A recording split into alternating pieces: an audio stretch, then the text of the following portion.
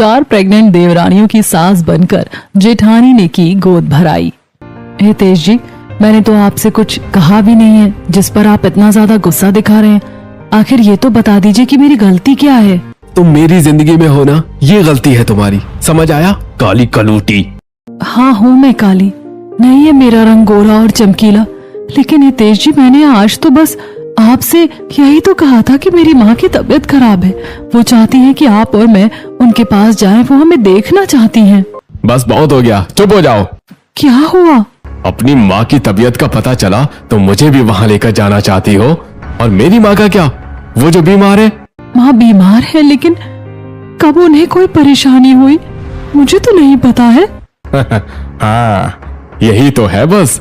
मेरी माँ का कोई दुख दर्द तुम्हें नहीं दिखाई देता, क्योंकि बस वही है ना सास वाली बहू वाली लड़ाई। मेरी माँ का जो वहां मुंह इतना सा निकल रहा है उसका तुम्हें कोई अंदाजा नहीं है, लेकिन हाँ अपनी माँ का तुम्हें सब पता है।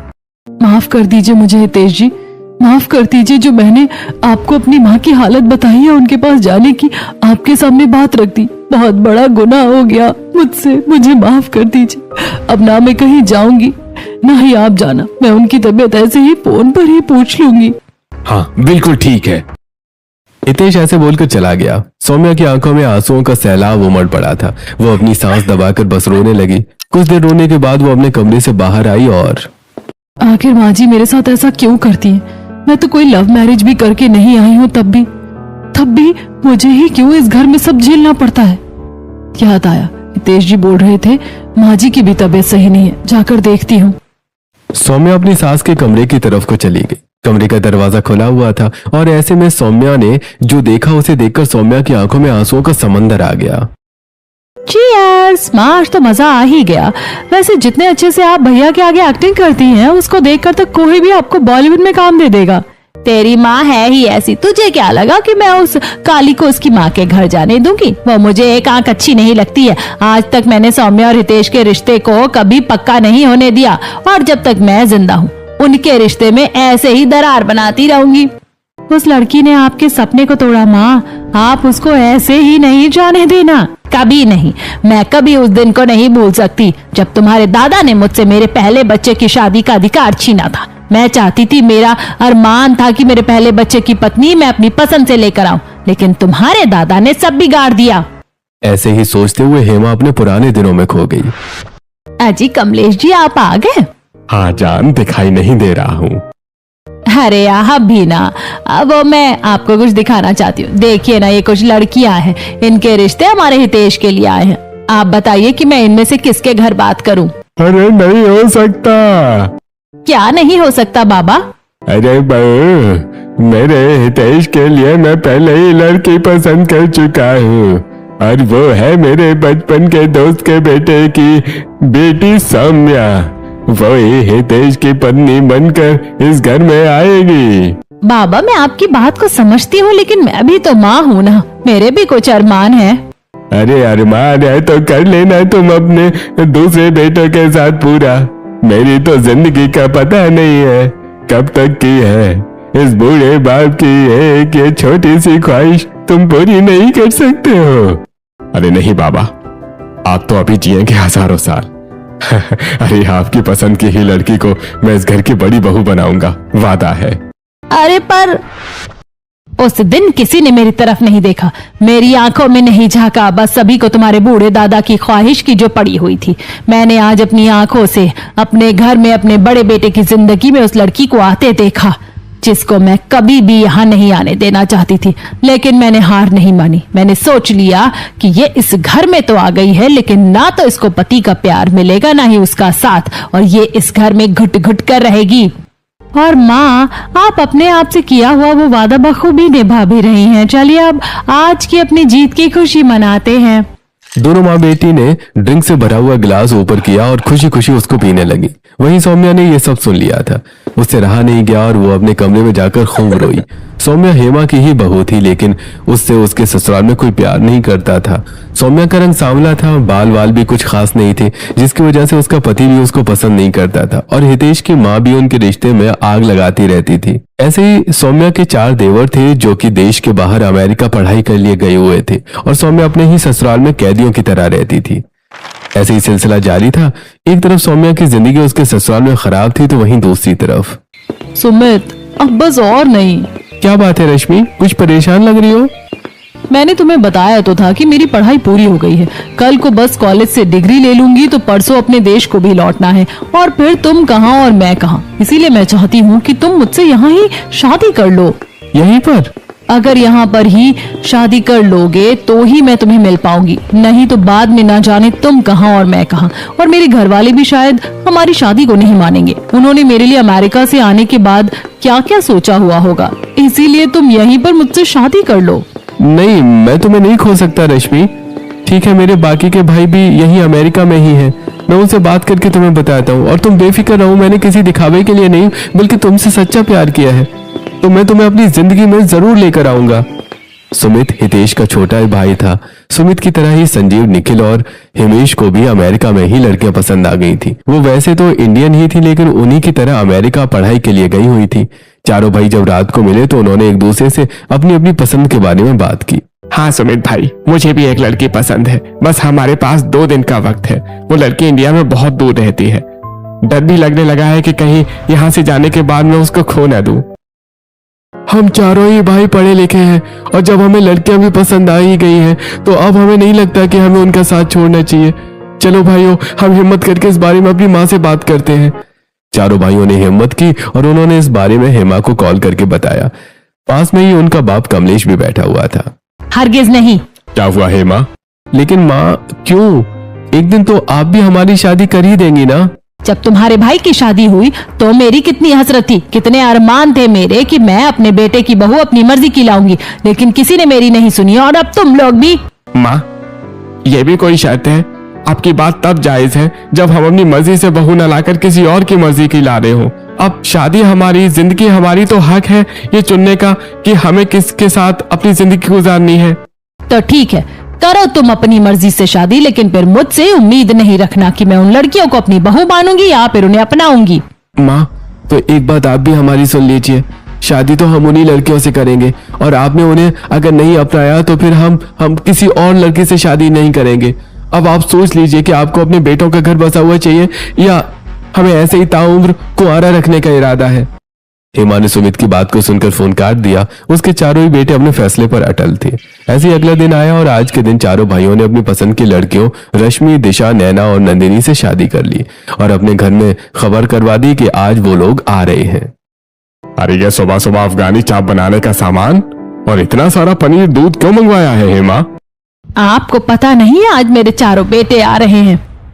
कहीं ऐसा ना हो कि तुम जितना उनके आने के लिए खुश हो वो तुम्हें उतना ही दुख दे दे। नहीं, जो आप सोच रहे हैं वो नहीं होगा। मेरे बेटे मेरे बारे में बड़ा सोचते हैं। वो देखना मेरी ही पसंद की लड़कियों से शादी करेंगे। ठीक है, चलो तो चलो, करो अपने बच्चों के आने की तैयारी। माँ जी, कोई चीज मैं बना दूं क्या? तुझे मैंने बुलाया है? अपनी शक्ल नहीं दिखाया कर। जहां मैं तुझसे कहूँ मेरे बेटे आ रहे हैं और उनके लिए मैं सब कुछ कर सकती हूँ, किसी काली माई की जरूरत नहीं है मुझे। माँ देखो ना, इस दूध में उबाल आ रहा है, अब क्या करूं? तू कुछ नहीं कर, मैं आ रही हूँ। हेमा ऐसे बोलकर रसोई में चली गई, जिसके बाद सौम्या बस वहीं ही खड़ी रह गई। बहू तो उदास नहीं हो, तेरी सास तो ऐसे ही बोलती है। नहीं बाबा, मैं उदास नहीं हूँ। देवर जी आ रहे हैं, मैं कुछ और कर देती हूँ। सौम्या भी अपने आंसुओं को छिपाकर चली गई। कुछ देर हुई और फिर हेमा के दरवाजे पर दस्तक हुई। आ गए मेरे बच्चे, मुझे इनका ही तो कब से इंतजार था। स्वागत। ये लड़कियां। हेमा ने खुशी खुशी अपने बेटों के लिए दरवाजा खोला, लेकिन उन्हें देखते ही वो चौंक गई, क्योंकि उसके चारों ही बेटे शादी करके अपनी बीवियों के साथ आए थे। उन्हें देखते ही हेमा का गुस्सा फूट पड़ा। ये तुमने क्या किया? तुमने मेरे मना करने के बावजूद भी शादी कर ली। इतनी बेशर्मी, शर्म नहीं आई तुम्हें ये सब करते हुए? एक बार भी इस कमबख्त का ख्याल नहीं आया? माँ क्या हुआ? भैया! माँ वो खबरदार खबरदार, जो तुमने मुझे माँ बुलाया तो कोई नहीं हूँ मैं तुम्हारी। और तुमने ही मेरे बच्चों को फंसाया है ना? अरे माँ रुको। अरे हेमा शांत हो जाओ। माँ जी क्या हुआ? घर के सभी लोग दरवाजे पर ही आ गए थे। ऐसे ही हेमा के हल्ला मचाने से उसके पड़ोसी भी निकल आए थे। हाय हाय, आजकल की औलादों को तो माँ बाप का कोई ख्याल ही नहीं होता। हाँ, बेचारी बोलती थी कि अपने बेटों की शादी खुद की पसंद से करेगी और देख लिया इन्हें बाहर पढ़ाने का नतीजा, अपनी मर्जी से शादी करके ले आए। अरे हेमा, सभी लोग हमें देख रहे हैं और ये कोई पुराना जमाना नहीं है। आने दो अपनी बहुओं को। देख रहे हैं तो देख लेने दो। जब बेटों ने ही माँ का मजाक बनवा दिया है तो अब माँ ही क्या करे। और मैं इन्हें अपने घर में अंदर नहीं लूंगी, ना मैं इनकी सास हूँ और ना ही ये मेरी बहू है। चल पूजा। हेमा ऐसे ही गुस्सा करते हुए घर के अंदर को चली गई। उसकी बहुएं उसका ये रूप देखकर सहम सी गई थी। तभी वहां सौम्या आगे को आई और तुम लोग माँ जी की बात को दिल से नहीं लगाना। माँ जी माँ है और हर एक माँ का ख्वाब होता है कि वो अपने बच्चों की शादी अपनी मर्जी से करे, अपने घर की बहुएं अपनी मर्जी से लेकर आए। इसीलिए वो थोड़ा गुस्सा हो गई। वैसे मैं तुम्हारी भाभी हूँ, तुम्हारी जेठानी। आओ मैं तुम्हारा गृह प्रवेश करवाती हूँ। भाभी आप बहुत अच्छी हैं। मैं अभी गृह प्रवेश के लिए थाली सजा कर लाती हूँ। सौम्या ने गृह प्रवेश करवाने को थाली सजाई, जिसके बाद उसने अपनी देवरानियों का बिल्कुल एक अच्छी सास की तरह गृह प्रवेश करवाया। स्वागत है, अब से ये ससुराल तुम्हारा भी है। शुक्रिया, आप बहुत ही ज्यादा अच्छी हैं भाभी, आपका बहुत बहुत शुक्रिया। अरे नहीं, मैंने तो बस तुम्हें तुम्हारा हक दिया है और कुछ नहीं। चलो अब तुम थक गई होगी ना, अमेरिका से आप लोग आ रहे हैं। मैं आपको आपके कमरे दिखा देती हूँ और खाना भी लाती हूँ। सौम्या ने ऐसे ही अपनी देवरानियों को उनके कमरे में दिखा दिए और कुछ ही देर के बाद उनका खाना भी उनके कमरे में पहुंचा दिया। सभी कुछ ठीक ही चल रहा था। ऐसी रात को हितेश काम पर से घर को आया और माँ क्या हुआ, आप रो रही हैं? रो ना तो और क्या करूं, मेरी मत ही मारी गई थी जो मुझे तुम जैसे बच्चे मिले। माँ क्या हुआ है, कुछ तो बताओ। चारों भैया ना विदेश से आ गए और अपनी पत्नियों के साथ आए, लेकिन माँ इस बात पर नहीं रो रही हैं। सुमित, संजीव, निखिल और हिमेश ने शादी कर ली? हाँ कर ली, लेकिन मुझे शिकायत इस बात की नहीं है। मुझे शिकायत बस ये है कि तेरी पत्नी ने मेरे कहे से अलग काम किया। हितेश का अपनी माँ के मुंह से सौम्या का नाम सुनते ही पारा चढ़ गया। उसने आगे कुछ नहीं सुना। सौम्या कमरे में ही थी कि तभी हितेश ने जाकर पीछे से उसकी कलाई को मोड़ना शुरू कर दिया। हितेश जी छोड़िए। काली माई, खुद को तू समझती क्या है? हाँ, मेरी माँ से आगे चलेगी तू? अबे तू है कौन? मुझे दर्द हो रहा है हितेश जी, भगवान के लिए तो बता दे कि मेरी गलती क्या है। सीधी शरीफ, अरे तुझे पता नहीं है कि तेरी गलती क्या है? वाह वाह, अगर आइंदा मैंने कभी तेरी वजह से अपनी माँ की आंखों में आंसू देखे ना तो मैं तुझे छोड़ूंगा नहीं। हितेश ऐसे बोलकर चला गया। सौम्या रोने लगी। ऐसे ही अगली सुबह सौम्या रसोई में नाश्ता बना रही थी कि उसकी देवरानी रसोई में आई। नमस्ते भाभी। नमस्ते, जाग गई तुम लोग? कैसी नींद आई? अच्छी थी, आपने इतना अच्छा खाना खिलाया कि बस हम तो सपनों की गहरी नींद सो गए। लेकिन भाभी, रात को हितेश भाई के आने के बाद आपके कमरे से कुछ आवाजें आ रही थी, वो सब क्या था?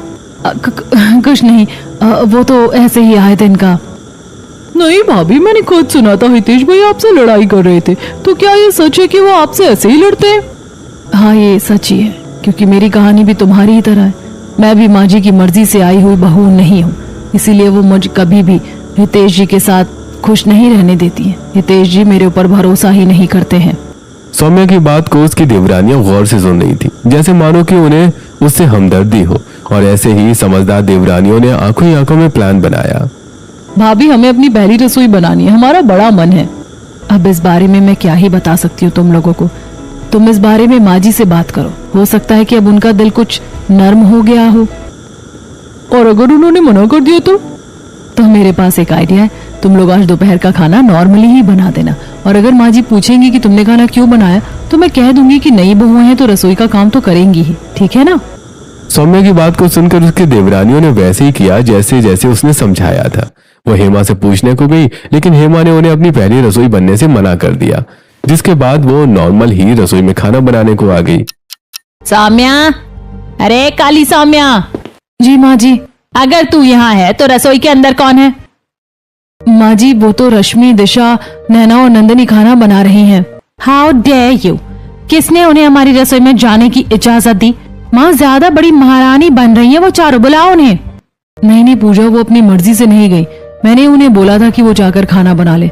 अब चाहे जैसे भी है तो वो इस घर की बहुएं ही ना। और अगर बहुएं ही खाना नहीं, बस अब एक शब्द और नहीं निकले तेरे मुंह से। समझती क्या है तू खुद को? आने दे आज हितेश को। तुझे मैंने तेरी जगह ना दिखवा दी ना तो मेरा नाम भी हेमा नहीं।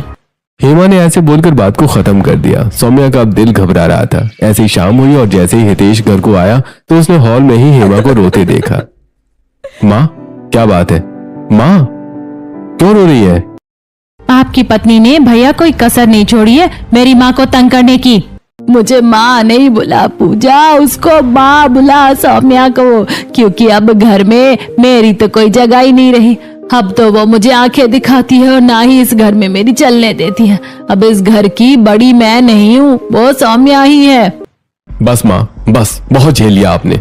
इस सौम्या की अकल को तो अब मैं ठिकाने लगाऊंगा। सौम्या, ओ काली, यहाँ। लगता है जेठ जी आ गए हैं।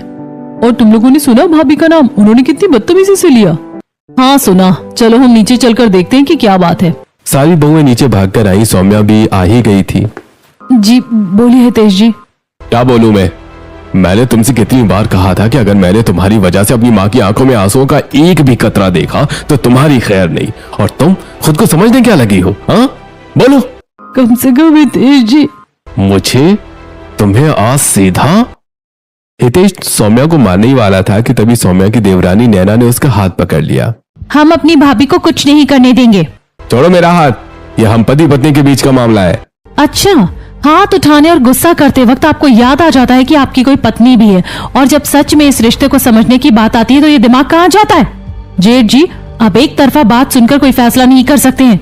हम बताते हैं कि आज हुआ क्या था। बहुओं ने हितेश को सब कुछ सच सच बताया। सच जानने के बाद हितेश का हाथ खुद ही नीचे हो गया और वो कुछ नहीं बोला। बेटा। माँ, मुझे नहीं रोको, न ही मुझे आवाज लगाओ।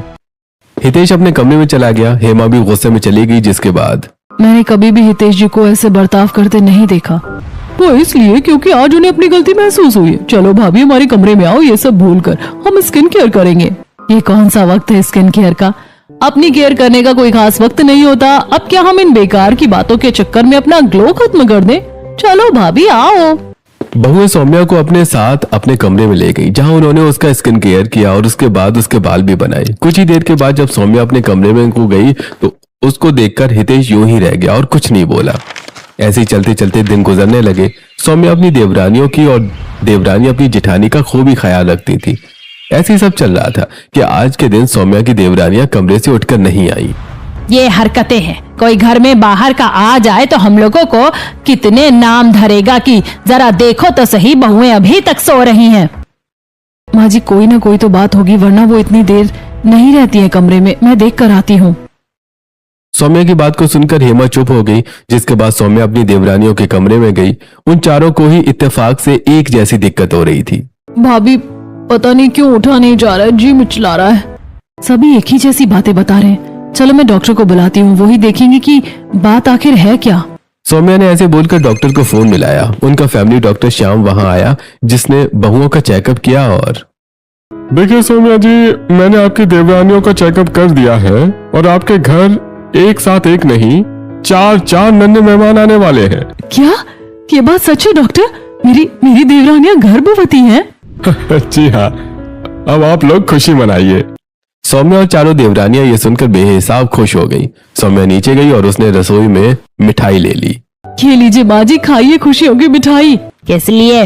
मैं जानती हूँ माँ जी, आप मेरी चारों देवरानियों को अपनी बहू नहीं मानती, लेकिन आज जो मैं आपको खबर दूंगी उसको सुनने के बाद आप उन्हें माफ कर ही देंगे। आपको पता है आपकी चारों बहुएं गर्भवती हैं। सौम्या की बात को सुनकर हेमा जरा भी खुश नहीं हुई, बल्कि उसका मुंह बन गया। और तुझे लगता है कि मैं इस बात से खुश हो जाऊंगी?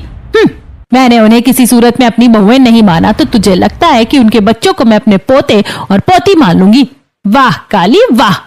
माँ जी, आप मजाक कर रही है ना? क्योंकि जो खबर मैंने दी है उससे तो अच्छों का दिल पिघल जाए। अरे दिल पिघले मेरी जूती का, तुझे क्या लगा तेरी बात को सुनकर मैं बड़ी इमोशनल हो जाऊंगी? चल निकल यहाँ से। आई बड़ी। सौम्या को अपनी सास से ऐसी उम्मीद नहीं थी। वो उसकी बातों को सुनकर टूट गई और आंखों में आंसू लिए वो मिठाई को उठा ही रही थी कि तभी वहां उसके देवरों के साथ उसका पति और ससुर आ गए। मुझे हेमा से कभी भी ये उम्मीद नहीं थी। अरे आप लोग तो आपने सभी कुछ देख लिया। हाँ, सब देखा और अब मुझे पछतावा हो रहा है अपनी माँ की बातों को मानकर उनके ऊपर रिएक्ट करके। सौम्या, मुझे माफ कर देना। इस मिठाई को लात मारकर मानो माँ ने हमारे बच्चों को लात मारी है। मैं ये कभी भी नहीं भूलूंगा। अभी तक माँ उन्हें बहू नहीं मानती थी, लेकिन अब मैं दिशा को कहूंगा कि वो उन्हें सास का दर्जा न दे। माँ इस लायक नहीं है। अपनी आंखों से अपनी पत्नी और माँ की हरकत को देखने के बाद अब सभी हेमा से नाराज थे। वहीं सौम्या, अपनी चारों देवरानियों के लिए दलिया बना देती हूँ, इस हालत में अच्छा रहेगा। और वैसे भी अब मुझे ही उनकी सास की तरह उनका ख्याल रखना है। सौम्या ने अपनी देवरानियों के लिए दलिया बनाया, जिसको वो उनके कमरे में देकर आ गई। ऐसे ही अगले दिन, पूजा, जा वो जो है ना रश्मि, दिशा, नैना और नंदिनी, चारों के कमरे में जाओ और उनके बाल पकड़कर उन्हें कमरे से बाहर लाना। इस घर की महारानी नहीं है वो कि वो बस आराम ही फरमाती रहेंगी। जी माँ जी। कहाँ जा रही हो? जाओ यहीं से लौट जाओ। ओहो काली, तो होती कौन है मुझे रोकने वाली? मेरे होते हुए कोई भी मेरी देवरानियों को तंग नहीं कर सकता, समझ आया? छोड़ दे मेरी बच्ची के हाथ को। लीजिए माँ जी, आपने कहा तो मैंने छोड़ दिया। वैसे याद रखना पूजा, मेरी देवरानियों को तंग करने का ना सोचना भी नहीं। है कौन तू? इस घर की बड़ी बहू हूँ। और माँ जी, आपको जब उन चारों की खुशी दुख किसी चीज से मतलब ही नहीं है, तो फिर अब आप क्यों उनके काम करने या ना करने से प्रभावित हो रही है? जहाँ तक मेरा ख्याल है, आपको तो बेफिक्र रहना चाहिए ना। ठीक है, बड़ी जबान चल रही है ना तेरी, कर जो करना है, लेकिन हाँ, मुझे कोई भी काम अगर वक्त से हुआ ना मिला ना, तो तुझे गंजा कर दूंगी, समझ आया? सौम्या अपनी सास की बात को सुनकर बस मुस्कुरा दी। सौम्या के अंदर अब अपनी देवरानियों की जिम्मेदारी लेने के बाद में बस एक सास की जैसी फिक्र नहीं, बल्कि एक माँ की जैसी हिम्मत भी आ गई थी। सौम्या ने घर के सभी काम किए, जिसके बाद, अरे मैंने तुम्हें हर एक कमरे में देखा और तुम चारों यहाँ बैठी हुई हो। हाँ बस वो भाभी, कोई काम नहीं किया ना तो बोरियत हो रही थी। वैसे आप क्या करके आ रही है? बहुत सारे काम। अच्छा, अगर ज्यादा बोरियत है तो चलो किसी गार्डन में तुम्हें घुमाने ले जाती हूँ। वैसे भी प्रेगनेंसी में ना चलना फिरना अच्छा होता है। चलो चलते हैं। ठीक है। बहुएं सौम्या के साथ चली आई। वो उन्हें एक गार्डन में ले गई, जहाँ पर, ये लो जल्दी से एक एक आइसक्रीम खा लो वरना पिघल जाएगी। अरे वाह भाभी, आपने तो दिल को पढ़ लिया हमारे। जेठानी हूँ तुम्हारी। क्या देख रही हो दिशा? कुछ नहीं भाभी, बस ये देख रही थी कि आप जरा भी अपने बालों की केयर नहीं करती है ना, तो आपके बाल कितने खराब हो गए। क्या केयर वेयर? क्या मतलब? इतनी सुंदर हैं आप, नैनक्श तीखे हैं, रंग सांवला सलोना, आप इतनी अच्छी हैं। अगर जरा सी केयर कर लेंगी ना तो जेठ जी की नजरें आपके ऊपर से हटेंगी नहीं। हाँ हाँ, और थोड़ा और चढ़ाओ मुझे, जिससे कि मैं एवरेस्ट पर ही चढ़कर बैठ जाऊं। सौम्या ऐसे बोलकर मुस्कुराने लगी। उसकी देवरानियां उसको बाहर टहलने के बाद अपने कमरे में लेकर आ गई, जहां उन्होंने उसके बाल बनाए। और फिर सौम्या हितेश के सामने भी ऐसे ही गई तो उसने भी उसकी खूब ही तारीफ की। आपको सच में मैं इतनी ज्यादा प्यारी लग रही हूँ? और नहीं तो क्या। जरा सा बाल बनाते ही मेरी पत्नी तो हीरोइन लगने लगी। बस कीजिए ना, मुझे शर्म आ रही है। ये क्या, इन दोनों के बीच में क्या हो रहा है? नहीं, मैं ऐसा नहीं होने दे सकती हूँ। ए माँ, तुझे कुछ ना कुछ तो करना ही पड़ेगा। हेमा हितेश और सौम्या के बीच का रिश्ता गहरा होते देखकर जल रही थी। ऐसे दिन गुजरते रहे। सौम्या अपनी प्रेग्नेंट देवरानियों का खूब ही ख्याल रखती थी। वो ना तो उनसे कोई काम करवाती, ना ही उन्हें किसी बात की टेंशन देती थी। सब वो अपने आप ही संभाले रखती थी। और ऐसे ही चलते चलते आज आधी रात को वो नंदिनी के लिए चाट बना रही थी। प्रेगनेंसी में तो खट्टी चाट अच्छी लगेगी, मैं इसमें खट्टी चटनी डाल देती हूँ। भाभी क्या कर रही है? अरे देवर जी आप, वो मैं नंदिनी के लिए ही चाट बना रही थी। लीजिए तैयार है, आप भी खा लेना। भाभी कभी कभी तो मैं सोचता हूँ कि अगर आप ना होती तो हमारा क्या होता। माँ तो कोई ध्यान देती नहीं है, आपने इस घर को बांधा हुआ है। इस घर को जोड़े रखने को ही मैं यहाँ हूँ, और अगर मैं यहाँ ना होती तो शायद यहाँ मेरी जरूरत ही ना होती। सौम्या की बात को सुनकर हिमेश बस मुस्कुरा दिया। इसके बाद सौम्या भी अपने कमरे में चली गई। बेचारी सौम्या ऐसी रातों को उठ उठ कर भी उनका ख्याल रख रही थी। ऐसे महीनों गुजर गए और आज के दिन सौम्या बाजार आई हुई थी कि उससे उसकी एक पड़ोस की औरत टकराई। अरे बहू, बड़े दिनों के बाद दिखाई दी। नमस्ते शारदा जी, कैसी हैं? वो बस घर में काम इतने हो जाते हैं कि निकलना ही नहीं हो पाता। और अब तो वैसे भी घर में 4 गर्भवती औरतें हैं। वैसे अब तो तेरी देवरानियों का 8वां या 9वां महीना होगा ना। गोद भराई का क्या सोचा है? गोद भराई? कुछ सोचा ही नहीं। लो जी, क्या बात हुई? हम सभी मोहल्ले वाली तो ये सोच रही थी कि बाहर की बहुएं हैं और एक साथ ही 4 गर्भवती भी हैं, तो गोद भराई तो अच्छे से ही होगी। जी जी, आप ठीक कह रही हैं, मैं करती हूँ माँ जी से बात। सौम्या ऐसे बोलकर आ गई। वो जानती थी कि उसकी सास उसके इस काम में कोई साथ नहीं देगी, जिसकी वजह से उसने उससे कोई बात नहीं की। कुछ देर के बाद जब हितेश आया तो क्या हुआ?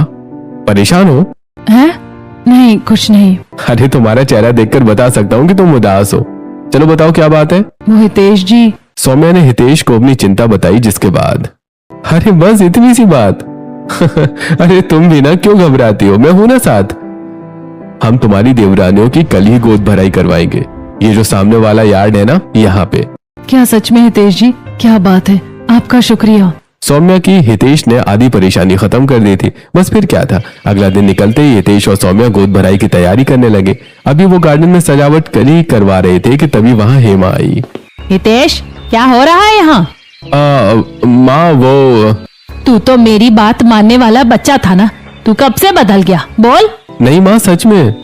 गोद भराई करने वाले हो ना तुम लोग, ठीक है करो, लेकिन मुझसे ये उम्मीद ना रखना कि मैं भी उसमें आऊंगी।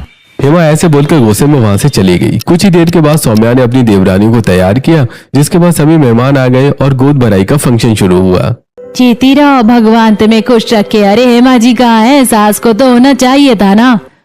माँ जी तो नहीं आई, लेकिन हाँ, जिन्होंने हमारा ख्याल एक सास से भी ज्यादा अच्छे से रखा है, जो हमारे ऊपर जान देती हैं, वो यहाँ आई है, हमारी जेठानी सौम्या भाभी। भाभी आओ हमारे पास बैठो ना।